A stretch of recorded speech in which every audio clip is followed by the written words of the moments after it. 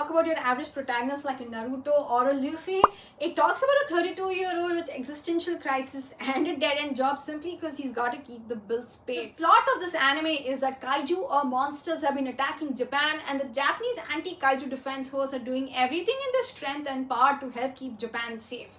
Kaiju number 8's protagonist Kafka Hibino is a 32-year-old with a less than glamorous job working for Monster Sweeper Inc., basically disposing of the dead body of the kaiju that the JAKDF squad does away with. Now, it is interesting to know that Kafka had made a promise to his childhood friend Mina Ashiro that one day they're both going to stand together and fight against the kaiju that terrorize Japan. However, it's only Mina that seems to have kept her end of the bargain, and Kafka hasn't been able to do so because he's failed on multiple attempts on clearing the written exam of the JAKDF. I honestly feel bad for Kafka because I can imagine how much of a hit his self-esteem would have taken. One day his newer, younger co-worker Reno Ichikawa kind of goads him into it, saying, "Yo, you wanted to give the exam, why don't you give the exam? I'll help you with it."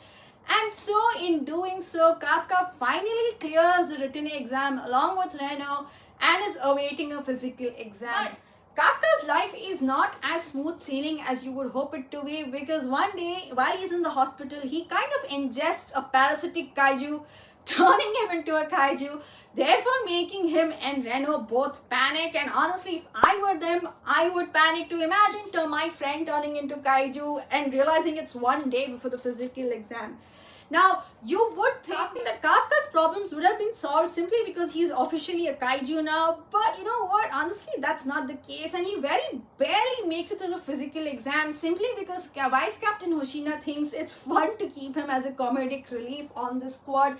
And honestly, 10 out of 10 for the way Vice Captain Hoshina also deals. However, the secret that both Kafka and Reno have been trying to keep for so long gets out of the bag somehow, and this is where the higher officials step in saying, "You know what, we did not realize we had a fully sentient kaiju on our force. This is urgent matter." And again, I understand where the superiors are coming from, therefore putting Kafka under lockup and under strict supervision. Season 1 of Kaiju number 8 wraps up fairly quickly in the sense that the secret is out before you even know it. Kafka has been escorted out the premise, and he's being detained and he's being questioned and grilled over and over again. It is interesting to note that Kafka does retain a lot of his humanity despite being a kaiju. Season 2 opens with Kafka being released under the condition that if he's deemed a threat to humanity, he's going to be turned into a weapon. And honestly, if it were me, that would have forced me to stay in line as well. However, upon release, he gets his mobile phone back and he's like, "Haha, I don't know how I should talk to the squad. Should I even say anything? What do they think of me?" And I was like, "Oh, you know what? I would have felt the same. If I was Kafka, I would have felt the same."